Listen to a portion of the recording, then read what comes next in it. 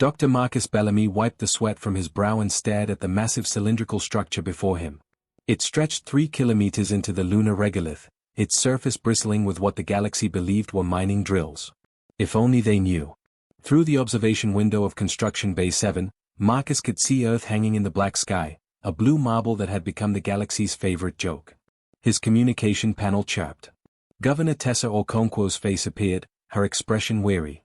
"Marcus, we just received another surveillance pass from the Quilnari. They circled the station twice, took their scans, and left laughing. Literally laughing on open channels." Marcus felt his jaw tighten. He'd heard the recordings before. The chittering, whistling sounds that passed for Quilnari humor, always at humanity's expense. "Let them laugh, Governor. How's the schedule?" Bay 12 just finished the 4th cannon array. "We're 3 months ahead of projections." Tessa's eyes held a glint of something dangerous, something the galaxy had never seen in humans before. "The brass wants to know if we can accelerate." "We can. But Governor, when this goes active, there's no putting it back in the box." Tessa nodded slowly. "I know. But I'm tired of being the punchline, Marcus. Aren't you?"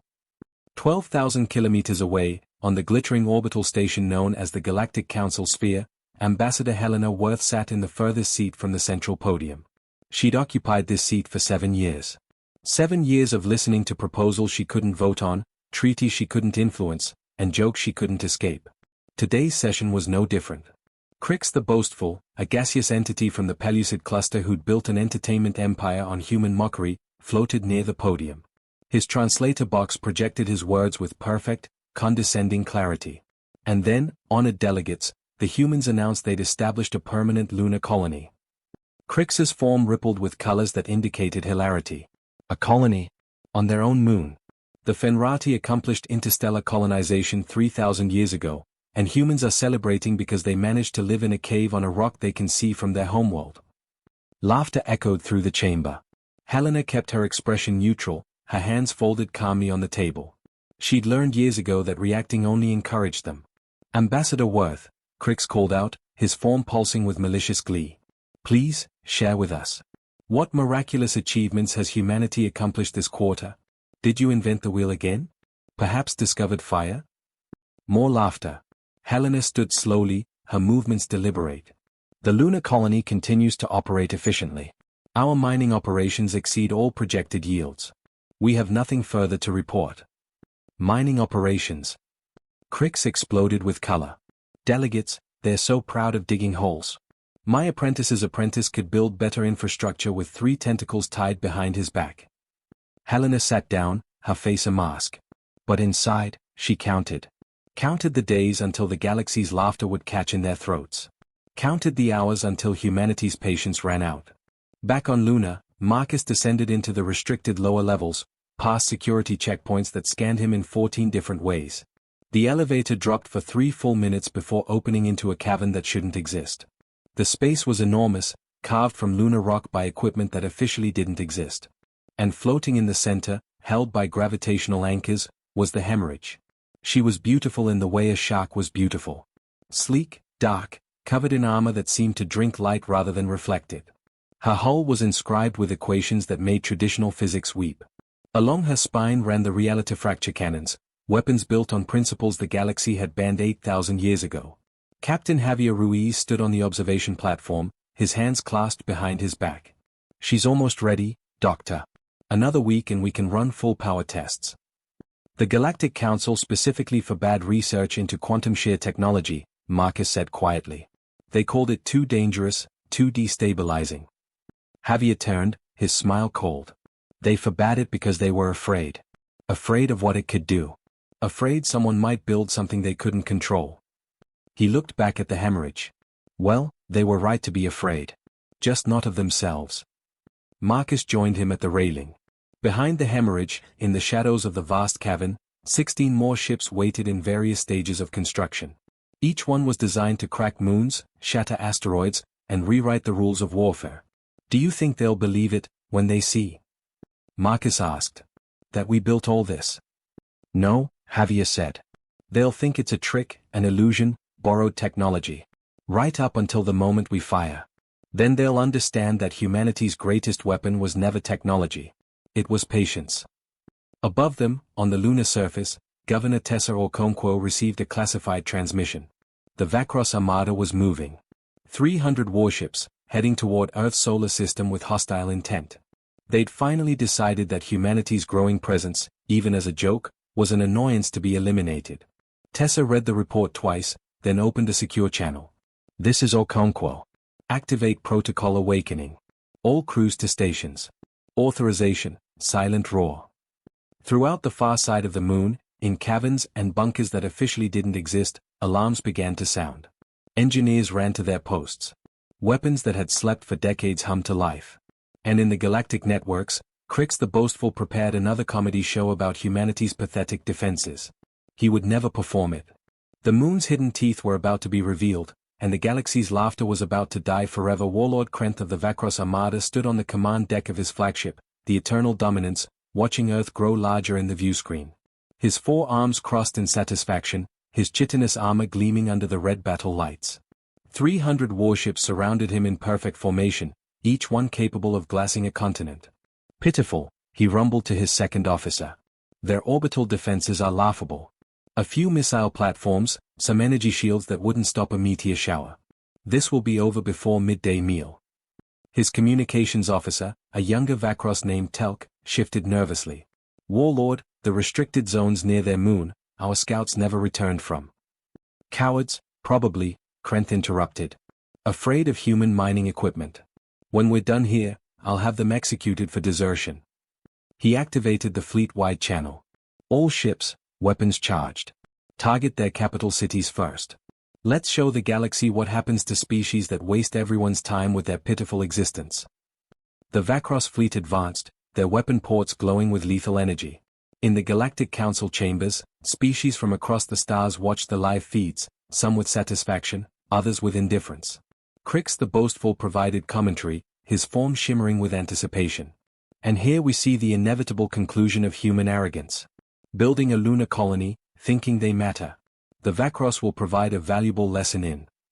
His words died. Every screen, every sensor, every observation satellite suddenly registered the same impossible reading.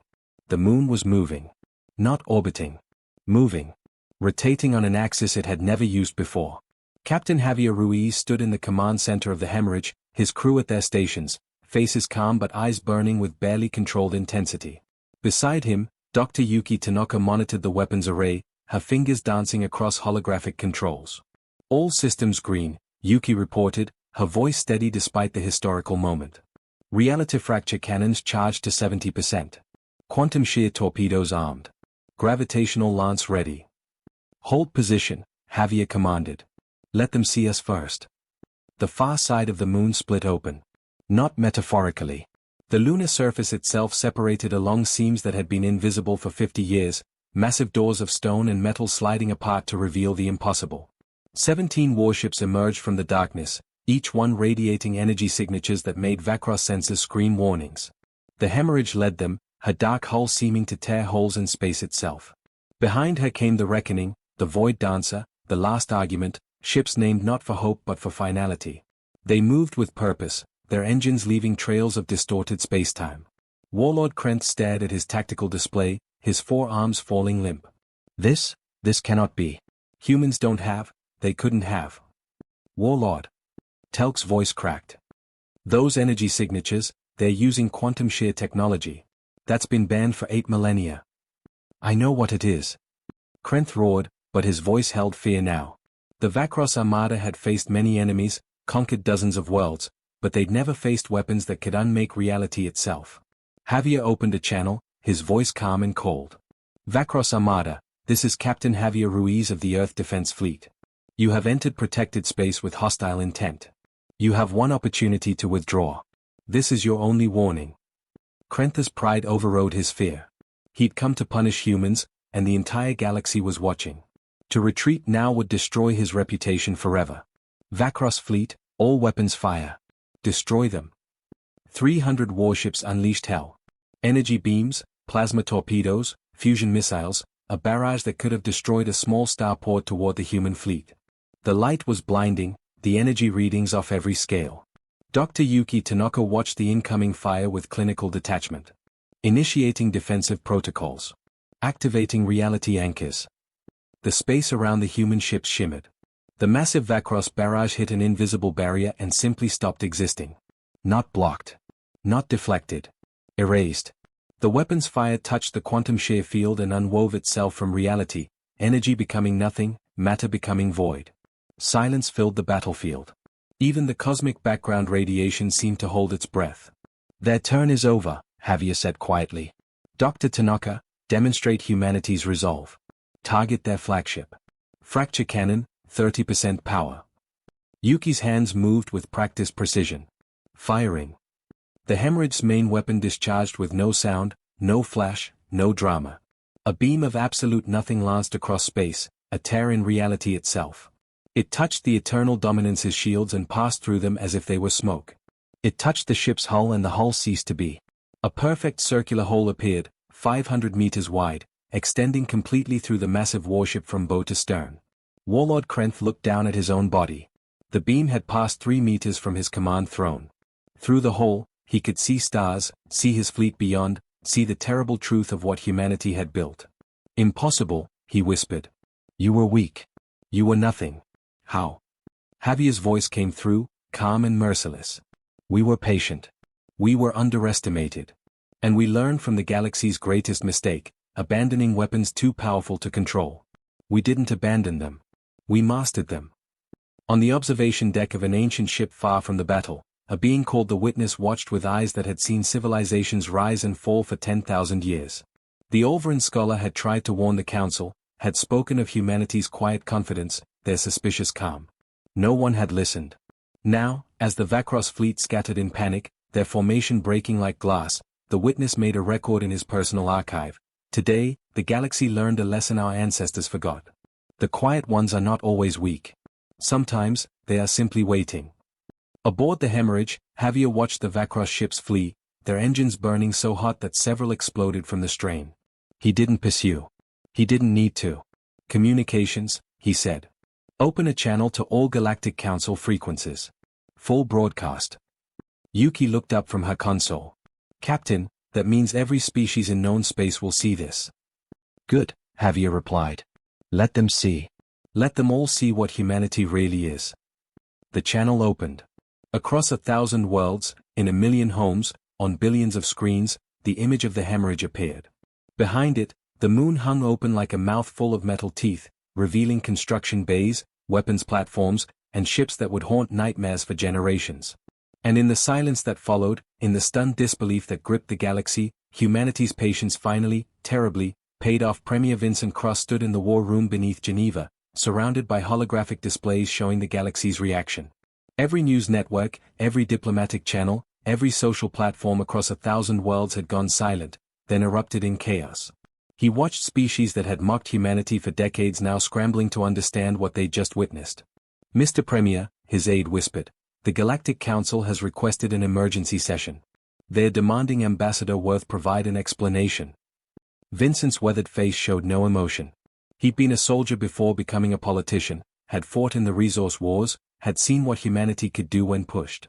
"Tell them the ambassador will address the council in 1 hour. And tell her to take her time walking to the podium." Across the solar system, the Vakros survivors limped away, their fleet reduced to barely 100 functional ships. In the medical bay of a damaged cruiser, Sailor Vaughn lay on a recovery bed, her carapace cracked from the explosive decompression when the hemorrhage beam had passed near her station. She stared at the ceiling, replaying the moment in her mind. The weapon hadn't just destroyed matter. It had erased it from existence, rewritten the fundamental laws that said something was there. The humans had taken physics itself and turned it into a weapon. And the worst part, the part that made her mandibles tremble, was that the human captain had used only 30% power. What could full power do? Could it unmake a planet? A star? Reality itself? Sailor activated her personal recorder, her voice weak but determined. "This is Science Officer Sailor Vaughn of the Vakros Armada. Let this testimony stand for all who follow. Humanity is not weak. They never were. We mistook their patience for timidity, their silence for ignorance, their restraint for inability. We were fools. The galaxy was warned by the ancient Ulverans, but we didn't listen. Now I understand what the old scholar meant. Humans don't roar to show strength. They remain silent, and that silence is more terrifying than any battle cry.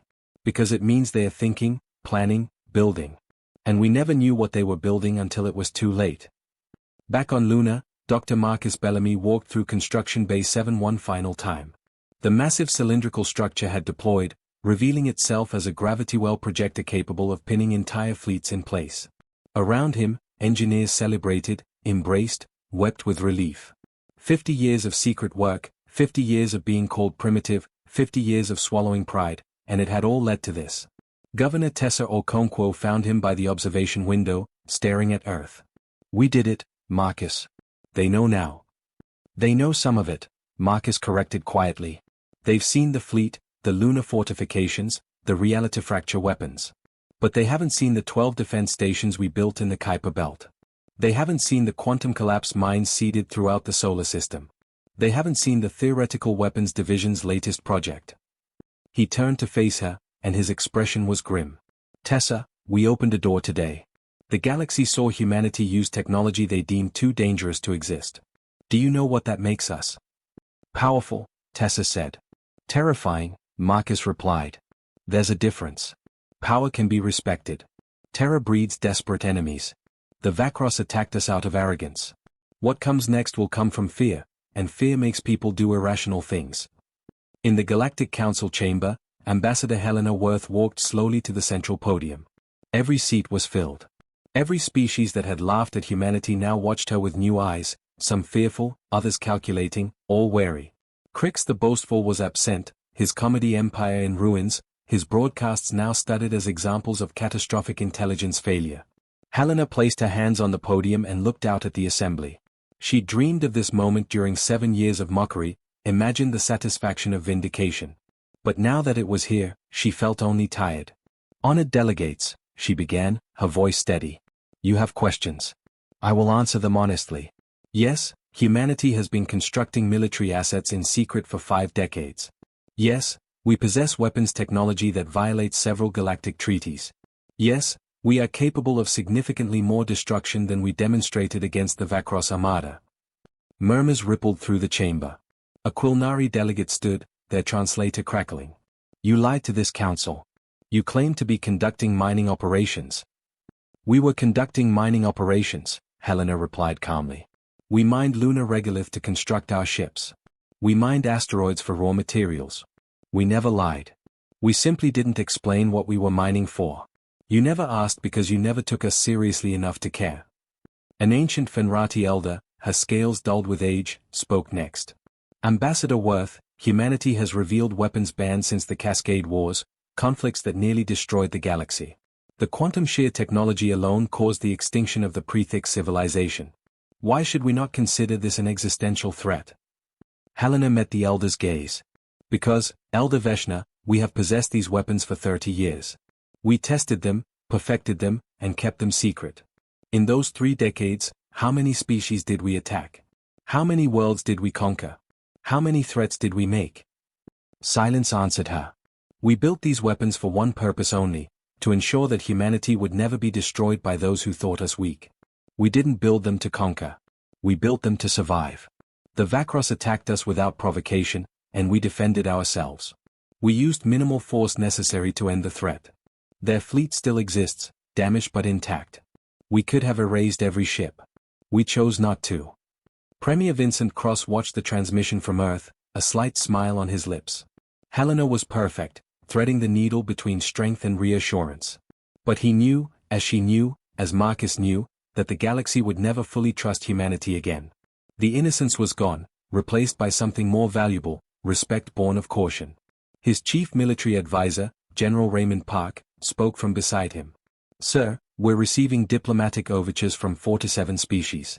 Some want alliances, others want technology exchanges, a few are offering tribute." "Refuse them all politely," Vincent said. "We're not looking for vassals or clients. Let them wonder what we want." "And what do we want, Mr. Premier?" Vincent turned from the screen. "The same thing we've always wanted, General. To be left alone to chart our own course. But now, finally, we have the power to ensure that choice is ours." On the moon, Captain Javier Ruiz stood on the observation deck of the Hemorrhage, watching Earth rise over the lunar horizon. Dr. Yuki Tanaka joined him, her work finally done, her weapons proven. Do you think they'll attack us? Yuki asked. Some coalition of scared species trying to eliminate the threat. Javier shook his head. No. Because they don't know how many weapons we have, how many ships we've built, how far our defenses extend. They'll probe, test, maybe send spies. But they won't risk a direct confrontation. Not when they've seen what just one of our ships can do. We've become what they feared, Yuki said quietly. The dangerous newcomers with technology they don't understand. No, Javier corrected. We've become what they forced us to become. If they'd treated us as equals, if they'd shared knowledge instead of mockery, we might have developed differently. But they laughed at us, dismissed us, made us into a joke. So we became the punchline that bites back. Far across the galaxy, in a quiet archive ship, the witness recorded his final thoughts on the day's events. The humans surprised everyone, but they shouldn't have. History shows this pattern repeatedly. The overlooked rise. The mocked reveal hidden depths. The laughed at show their teeth. But few pay attention to history. I predict 3 outcomes. First, some species will seek alliance with humanity, recognizing strength when they see it. Second, others will plot in secret, trying to discover humanity's weaknesses or steal their technology. Third, and most important, the galaxy will never underestimate a quiet species again. At least, not for a few thousand years, until this lesson fades and arrogance returns. Such is the cycle. Ambassador Helena Worth concluded her address to the Galactic Council with words that would be quoted for centuries. Humanity does not ask for your fear, though we understand we now inspire it. We don't ask for your love, though we hope for your respect. We ask only for what we've always deserved, recognition that we are a species worthy of our place among the stars. Not because we can destroy, but because we chose not to. Judge us by our restraint, not our capability. And remember, when you see Earth's moon hanging in your night skies, that humanity's greatest weapons are not the ones we've shown you. They're the ones we built but never needed to use. She stepped down from the podium to absolute silence. Then, slowly, Elder Veshna of the Fenrati began to tap her claws against her desk, a gesture of respect in her culture. Others joined, each species offering their own acknowledgement. Not applause, not celebration, but recognition. On Earth, in homes and cities across the planet, humans watched and wept. Not from joy, but from release. 50 years of being the galaxy's joke had ended. They were no longer the amusing primitives, the cosmic children playing with toys. They were a power, respected and feared. In the depths beneath the moon, in laboratories that still didn't officially exist, scientists continued their work. Because Marcus Bellamy had been right. The galaxy had seen only what humanity chose to reveal. The truly frightening projects, the weapons that made reality-fracture cannons look conventional, remained hidden. And they would stay hidden, sleeping in darkness, unless humanity's patience was tested again. Because humanity had learned the most important lesson: show your teeth, but never all of them. Let them fear what they've seen, and respect what they can't see. The moon's hidden teeth had been revealed, but the galaxy would spend centuries wondering what other secrets humanity kept locked away in the darkness, what other impossible weapons waited in silence. And that wondering, that uncertainty, that fear of the unknown, was humanity's greatest weapon of all. Not the ships that could crack moons, not the cannons that could fracture reality, but the terrible knowledge that humanity had been underestimated once and would never allow it to happen again. The galaxy had laughed themselves sick at humanity. Now, they would spend generations wondering when the quiet species might stop being patient and start being something far worse. But that day never came. Because humanity had already won everything they'd wanted: respect, safety, and the freedom to determine their own destiny among the stars. And sometimes, the greatest victory is the war you never have to fight.